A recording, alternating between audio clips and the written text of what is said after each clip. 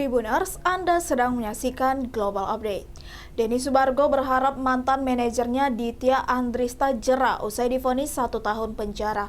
Diketahui Ditya baru saja menerima vonis terkait kasus penggelapan yang ia lakukan terhadap Denny Sumargo.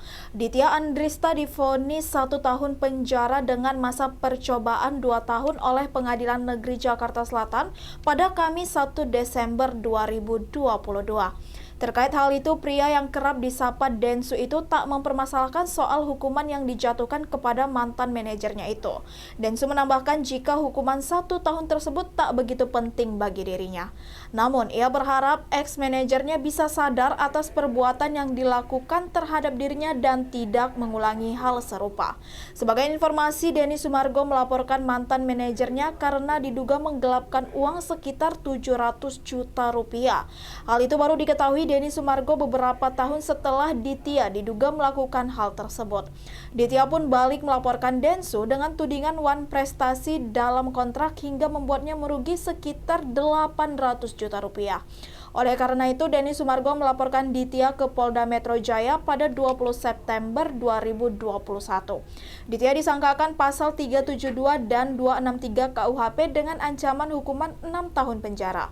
Namun ia menilai jika vonis tersebut sudah tepat sebab jerat hukum tersebut adalah hasil perbuatannya selama ini yang telah menggelapkan uang miliknya senilai 700 juta rupiah. Mantan manajer Denny Sumargo terbukti bersalah kasus penggelapan uang, kini divonis 1 tahun penjara.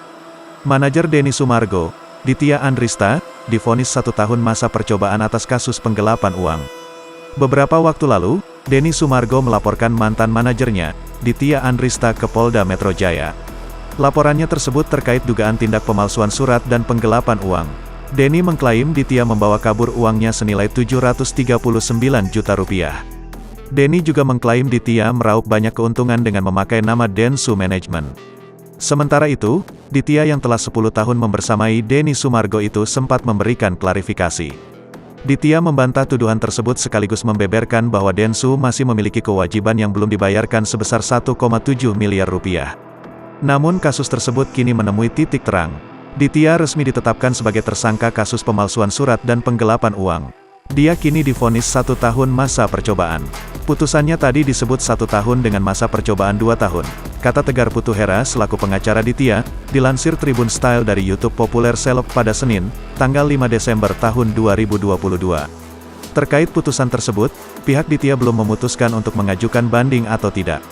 Kalau dari kita tadi sudah diberikan kesempatan dan kita masih pikir-pikir akan melakukan banding atau tidak, karena kita masih punya waktu 7 hari, terang Tegar.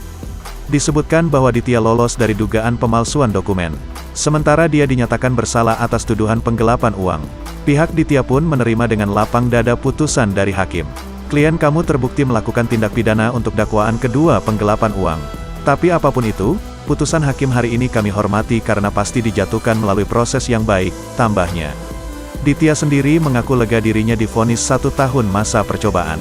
Kalau aku sih berterima kasih sama kuasa hukumku, aku putusannya percobaan, tidak ditahan. Udah alhamdulillah banget sih, kata Ditya. Ditya saat ini hanya ingin masalahnya segera selesai agar dapat melanjutkan hidupnya kembali. Kalau untuk naik banding atau apapun nanti, terserah kuasa hukumku saja. Yang penting cepat selesai masalahnya, aku pengen lanjutin hidupku lagi, tukasnya.